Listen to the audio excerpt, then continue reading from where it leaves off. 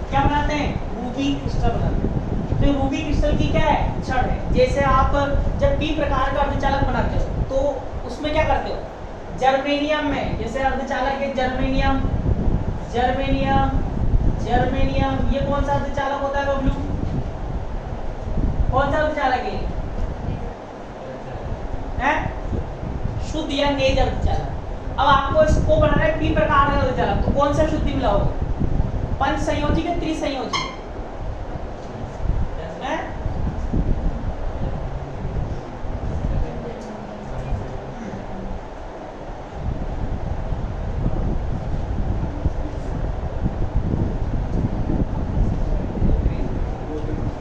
त्रिसंयोजी तत्व की अशुद्धि मिलाते हैं, पी प्रकार का अर्धचालक बनाना।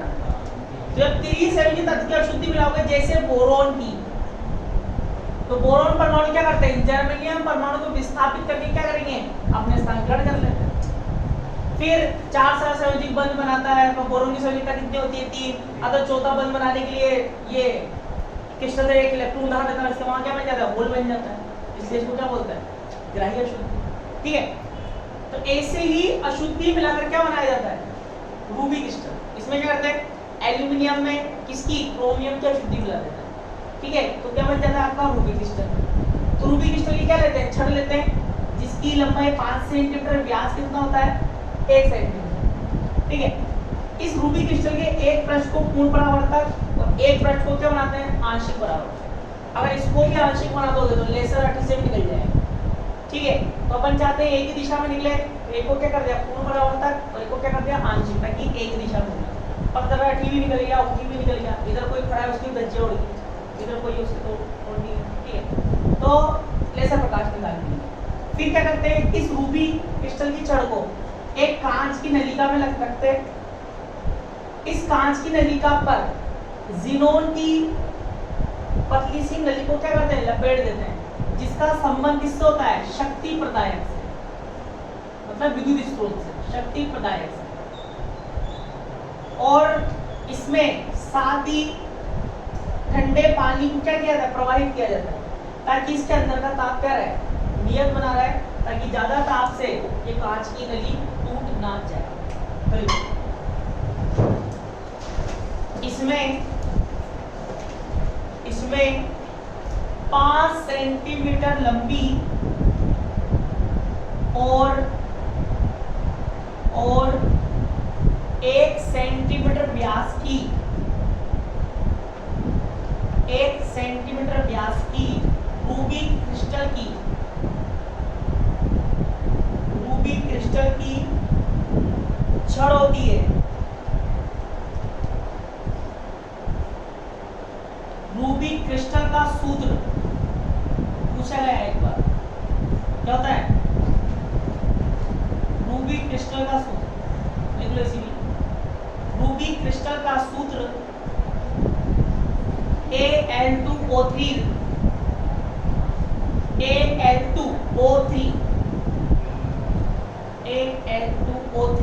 होता है। इसे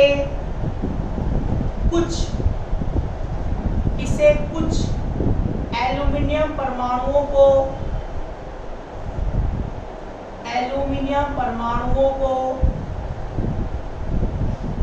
क्रोमियम आयनों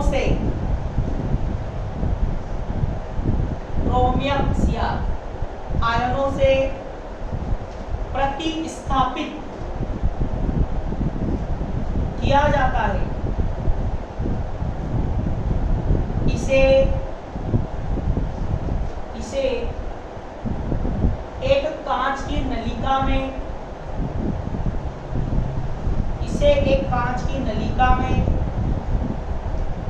रखा जाता है।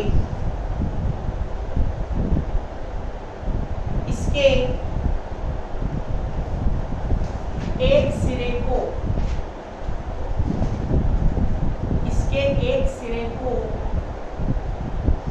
आंशिक परावर्तक जबकि दूसरे सिरे को पूर्ण परावर्तक बनाया जाता है। इस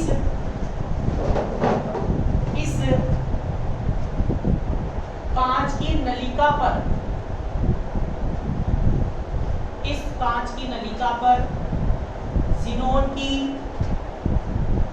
जिनोन क्षणदीप्ति नलिका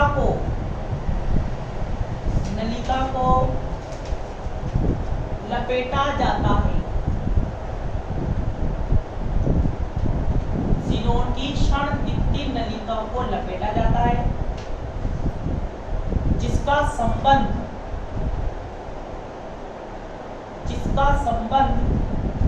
शक्ति प्रदायक से होता है।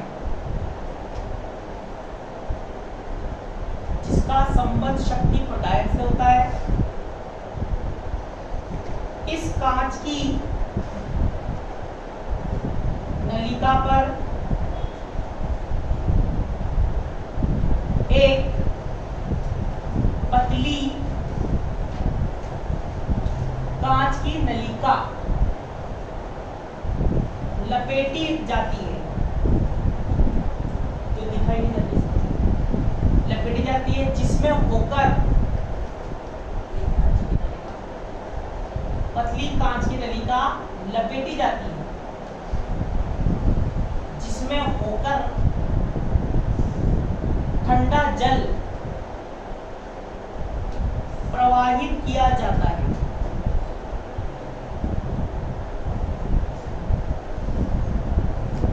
ठंडा जल प्रवाहित किया जाता है, जिससे नलिका का ताप नियत रहता है।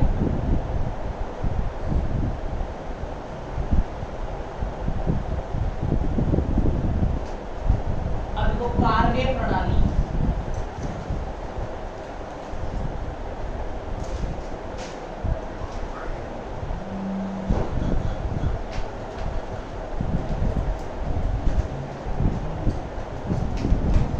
इसमें लिखो रूबी लेसर की प्रक्रिया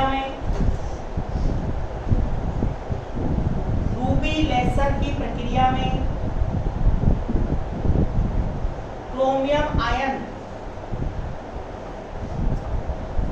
क्रोमियम आयन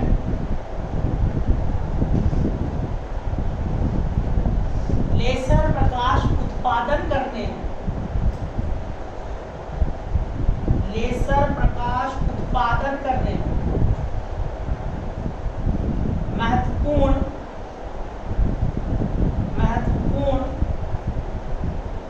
भूमिका निभाते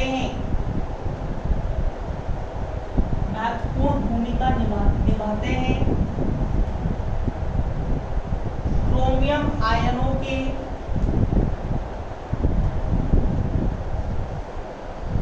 ऊर्जा स्तर को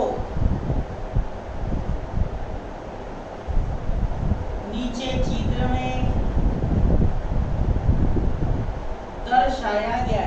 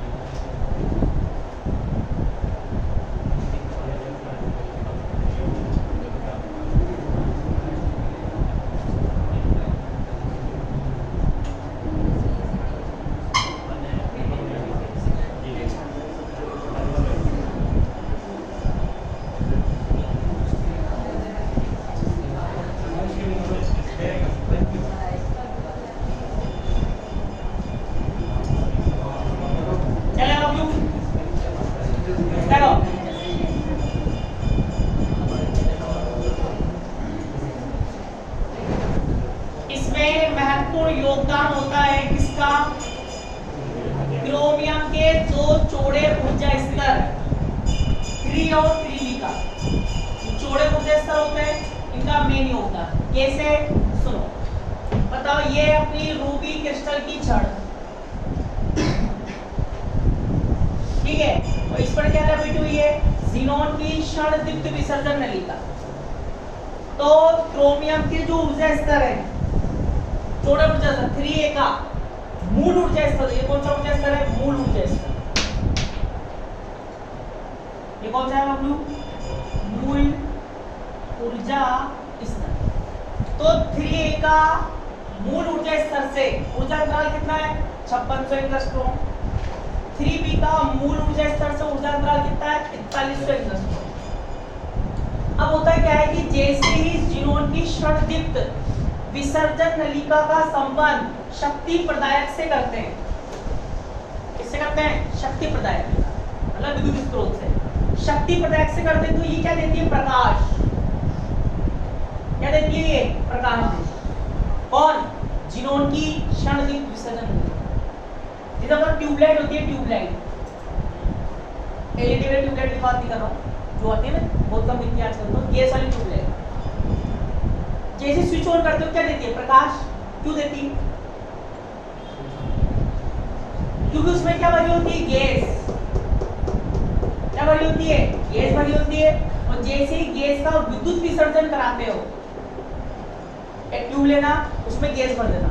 गैस भरने के बाद एक तरफ पॉजिटिव, एक तरफ नेगेटिव इलेक्ट्रोड लगा देना, क्या निकालेगी? प्रकाश। तो ऐसे यहाँ भी ये होता है कि ज़ीनोन की जब विसर्जन नलिका के बीच में शक्ति प्रदायक लगाते हैं तो क्या निकालते हैं? प्रकाश निकालते हैं। अब ये प्रकाश में, ये भी किसकी है? कांच की है। ये प्रकाश कहाँ आएगा? अंदर में आएगा। तो ये रूबी क्रिस्टल की जो छड़ है, ये प्रकाश अवशोषित कर लेती है, और प्रकाश अवशोषित करके कुछ परमाणु 5600 एंगस्ट्रॉम तरंग मतलब ऊर्जा प्राप्त करके कहाँ चल जाते हैं? 3a में। और कुछ परमाणु प्रकाश से ऊर्जा प्राप्त करके कहाँ चल जाते हैं? 3b में चल जाते हैं। मतलब कुछ परमाणु तो यहाँ गए, कुछ परमाणु यहाँ गए, यहाँ। अब ये जो परमाणु यहाँ पर संक्रमित हो चुके हैं, क्या मिली इनको? ऊर्जा। किससे मिली? प्रकाश से मिली, ठीक है। फिर अब क्या करते हैं? ये परमाणु यहाँ पर टक्कर करते हैं।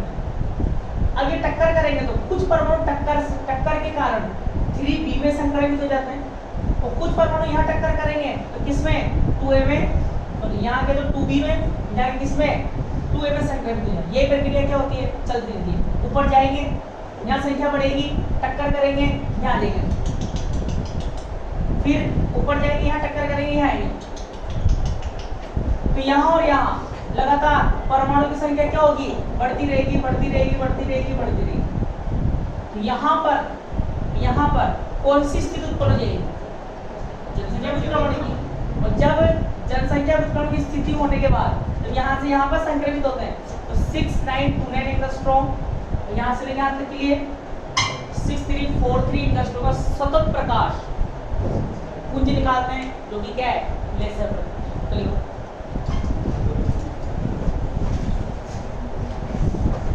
देखो कार्य प्रणाली, इसमें लिखो क्रोमियम परमाणु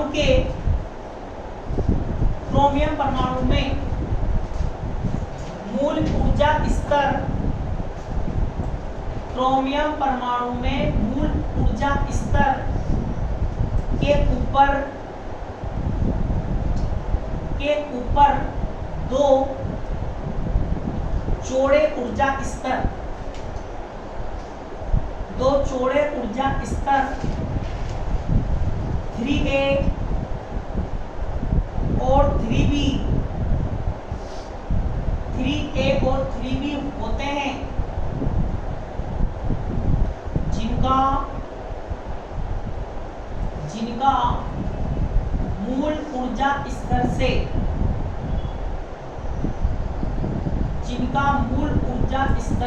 ऊर्जा अंतराल 5600 एंगस्ट्रॉम और 4100 एंगस्ट्रॉम होता है।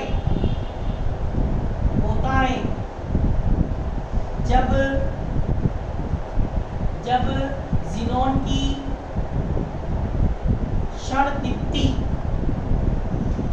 ज़ीनॉन की क्षण दीप्ति विसर्जन नलिका का प्रकाश रूबी क्रिस्टल पर गिराया जाता है तो क्रोमियम परमाणु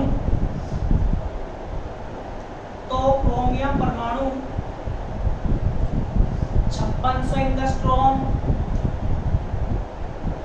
और 4100 एंगस्ट्रॉम तरंग दैर्घ्य का प्रकाश अवशोषित करके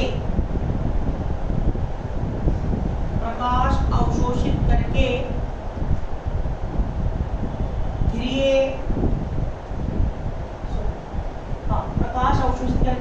3A और 3B में 3A और 3B में संक्रमित हो जाते हैं। ये परमाणु अपनी कुछ ऊर्जा पड़ोसी परमाणुओं को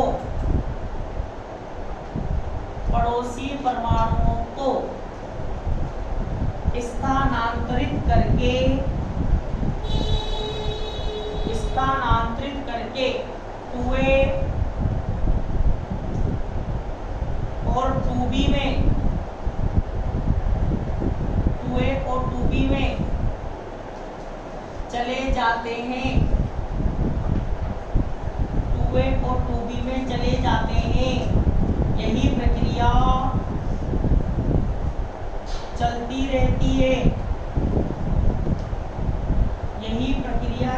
रहती है जिससे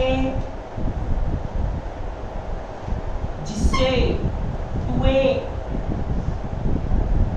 और 2B में परमाणुओं की संख्या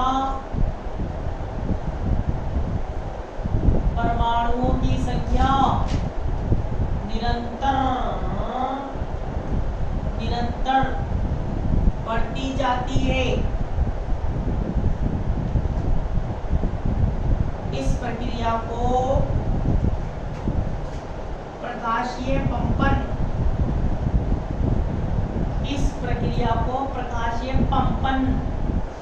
कहते हैं। प्रकाशीय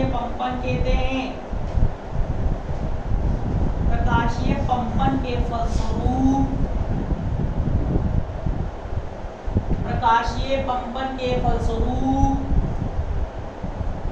2A और 2B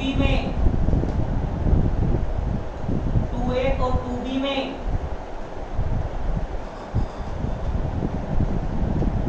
जनसंख्या विक्रमण की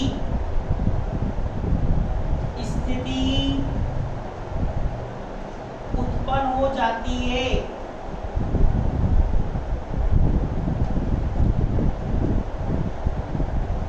और जब परमाणु 2A और 2B ऊर्जा स्तरों से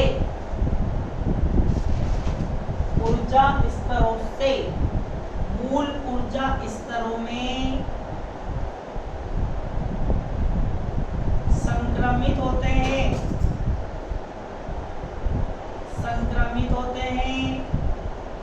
तो क्रमशः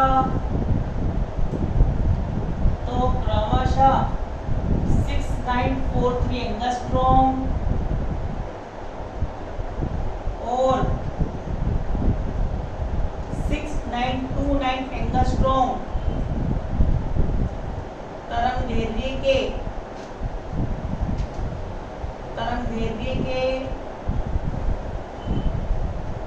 सतत प्रकाश पुंज प्राप्त होते हैं।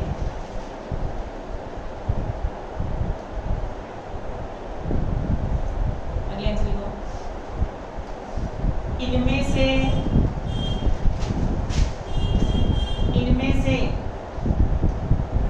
6929 एंगस्ट्रॉम तरंगदैर्घ्य के प्रकाश के लिए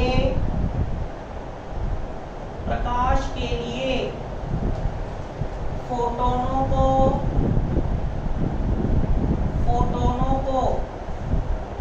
ट्रिगर चपन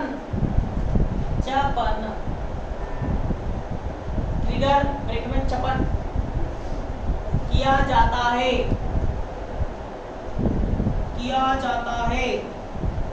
अतः उद्दीप्त उत्सर्जन के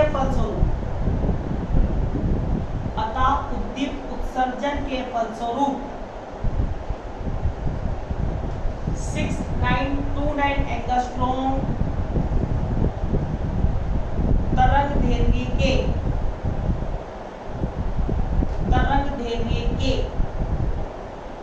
फोटोन उत्सर्जित होते हैं। छड़ के दोनों सिरों से परावर्तन के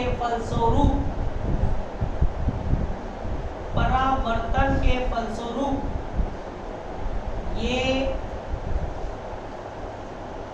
छड़ के अक्ष के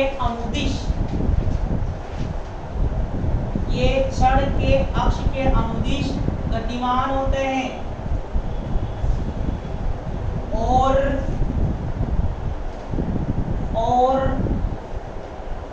उद्दीप्त उत्सर्जन को बढ़ावा देते हैं जब इनकी तीव्रता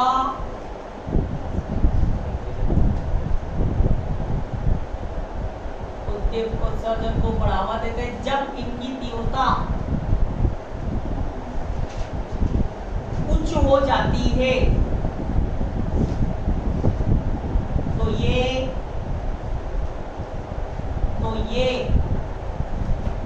उच्च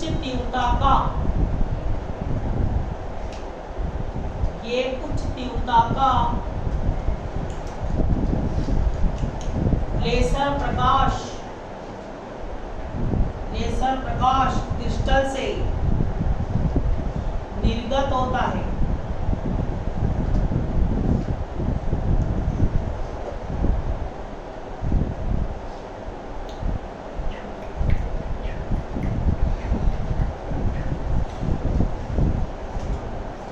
बस यहाँ पर 6929 एंगस्ट्रॉम के लिए फोटोन का ट्रिगर किया जाता है। ट्रिगर से मतलब यहाँ पर ये है उद्दीप्त उत्सर्जन की, भाई उद्दीप्त उत्सर्जन तो यहाँ भी होता है पर इसकी अपेक्षा यहाँ पर उद्दीप्त उत्सर्जन ज्यादा कराया जाता है। किसमें? 2b से मूल ऊर्जा स्तर। भाई ये तो मिलता ही है पर वो कभी कभार मिलता है। तो उस अगर आप चाहते हो कि वो मिले 6929 एंगस्ट्रॉम तो उसके लिए फोटोन का ट्रिगर से मतलब यहाँ पर आपको ज्यादा उद्दीप्त उत्सर्जन कराना है। उद्दीप्त उत्सर्जन कब होगा? उद्दीप्त उत्सर्जन कब होता है?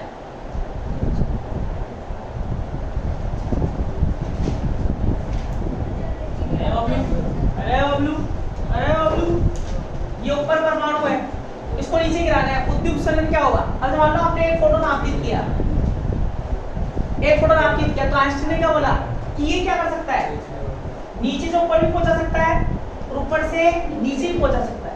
ठीक है, तो आपको क्या करना पड़ेगा, आपके फोटोन की संख्या ज्यादा करनी पड़ेगी, जिससे क्या हो, उद्दीप्त उत्सर्जन की प्रायिकता आ जाए, उद्दीप्त उत्सर्जन को क्या मिले, बढ़ावा मिले, जिससे आपको कौन सा 6929 एंगस्ट्रॉम का क्या मिले, तुरंत दे देगा प्रकाश।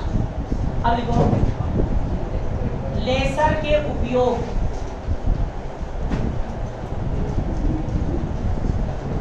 लेजर के उपयोग,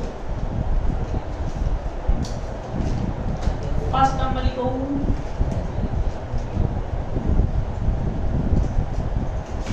लेजर की तीव्रता, लेजर की तीव्रता अत्यधिक उच्च होती है, अतः लड़ाकू विमानों को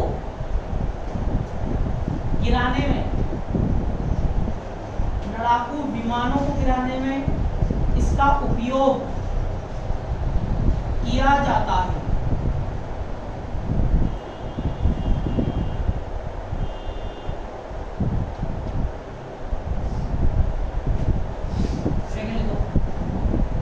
धातु की, तूने मुझे देखा काला सोना, काला सोना, मिथुन चक्रवर्ती की मूवी काला सोना। तो उसमें क्या होता है कि जो विलन होता है उसको मतलब एक गुफा रहती है, उस गुफा के अंदर बहुत सारा खजाना रहता है बहुत सारा खजाना। तो वो जो खजाना है वो स्टील की मोटी दीवार के पीछे रहता है। इसके पीछे स्टील की मोटी दीवार के पीछे। तो मोटी दीवार वो कटती नहीं है कैसे, मतलब इतनी मोटी रहती है, इतनी मतलब उसकी डेंसिटी इतनी ज्यादा होती है, लोग काट नहीं पाते उसको। फिर क्या करते हैं, वहां पर एक मशीन लाते हैं, लेसर मशीन। तो वो मशीन क्या मिथुन चक्रवर्ती को चलाना आती है और किसको नहीं आती। तो होता क्या है कि जब मिथुन को विलन पकड़ के ले आते हैं, किडनैप कर लेते हैं उसको, उससे बोलते हैं कि भाई इस स्टील की मोटी दीवार को काट रहे हैं तुझे मशीन को चलाकर, और हम बहुत सारा इसमें खजाना है सोना वो हम ले जाएंगे। तो मिथुन चक्रवर्ती मना कर देता है कि नहीं ऐसा काम नहीं करो। तो क्या करता है, उसकी जो प्रेमिका होती है उसको किडनैप कर लेते हैं, ये उसको किडनैप कर लेते हैं। फिर वो मजबूरी में क्या करता है, जो मशीन चलाता है और फिर मोटी दीवार को क्या करता है, काट देता है। वहाँ पर दिखाया गया लेसर का उपयोग।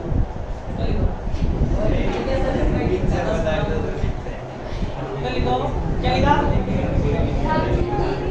धातु की मोटी चद्दर, धातु की मोटी चद्दर में छिद्र बनाने में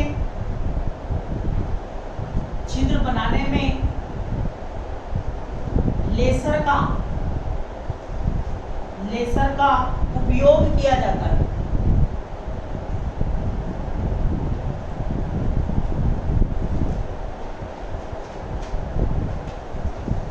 अगले तो आंख की रेटिना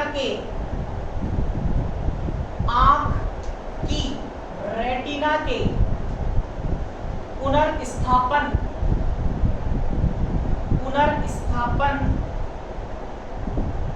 के लिए लेसर का उपयोग किया जाता है। लेसर का उपयोग किया जाता है। आपने सुना होगा लेसिक लेसर से चश्मों को हटाया जाता है। जो एक ऑपरेशन होता है जिसमें आपको चश्मा हटवाना है, तो लेसिक लेसर ऑपरेशन होता है। तो लेसिक लेसर में क्या होता है, वो आंख के रेटिना को उभार देते हैं या दबा देते हैं।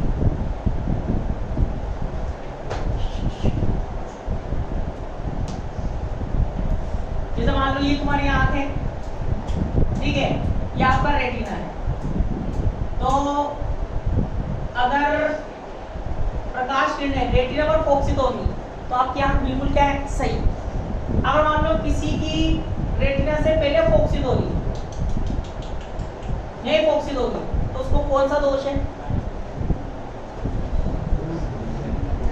कौन सा दोष है उसको? कौन सा बेस लगाओगे? कौन सा लगाओगे?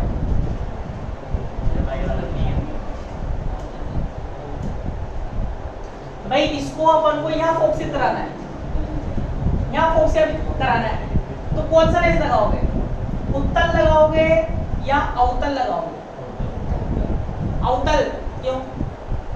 इसका काम क्या है? इसका नाम क्या है? अभिसरण किरणों को पास बुलाता है। इसका काम क्या है? दूर भगाना है। तो आपको इसको यहाँ फोक्सित करना है। दूर भगाना है, पास बुलाना है? दूर भगाना है। दूर भगाना तो कौन सा लेंस लगाएंगे? अवतल। इस क्लास में जितने भी बच्चे हैं उन सबके यही दोष है। सबके कौन सा लेंस लग रहा होगा? अवतल लेंस। सबका नंबर माइनस में होगा, एक कोई जो प्लस में है हो गई। ठीक है, तो अब सुनो, अब क्या करता है लेसिक लेजर में? क्या करेंगे? आपकी आंख की परत को काटेंगे आगे से। आपका जो प्लेट होता है उसको हल्का सा काट देते हैं, उसको जो पलट देते हैं, फिर क्या करते हैं? लेसिक लेजर चलाते हैं। ठीक है, अब आप क्या करना है? अपन को ये करना है कि भाई चश्मा नहीं लगाना चाहते हैं, भाई चश्मा लगाएंगे तो यहाँ फोक्स हो जाएगा।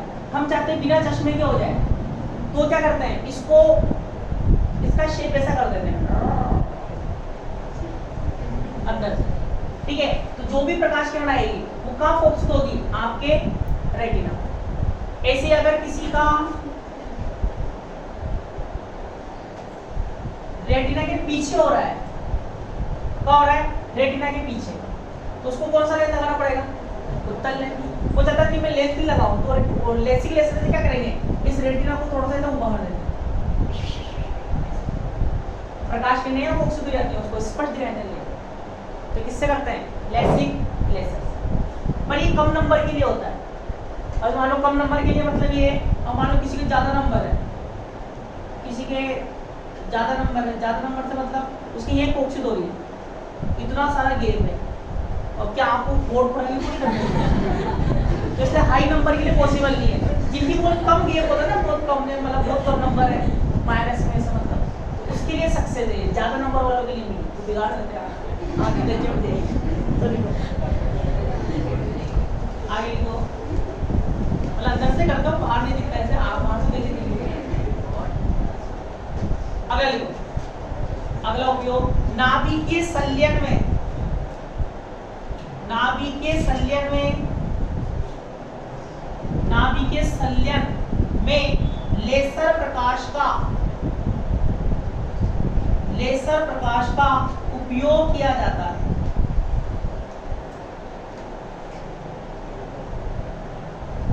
क्या होता है नाभिकीय संलयन? जब दो हल्के नाभिक जुड़कर भारी नाभिक बनाते हैं तो क्या कहलाता है? वो नाभिकीय संलयन। जब भारी नाभिक टूटकर दो हल्के नाभिकों पर टूट जाता है तो क्या बोलते हैं? नाभिकीय। ठीक है तो ये था लेसर। अब इसमें 10 मिनट का टॉपिक बचा है होलोग्राम। क्या बचा हुआ है? होलोग्राम। फिर यूनिट क्या हो जाएगी आपकी? छोटी यूनिट। और कल से सुबह भी क्लास रहेगी 7 से 8, शाम को भी रहेगी 4 से 8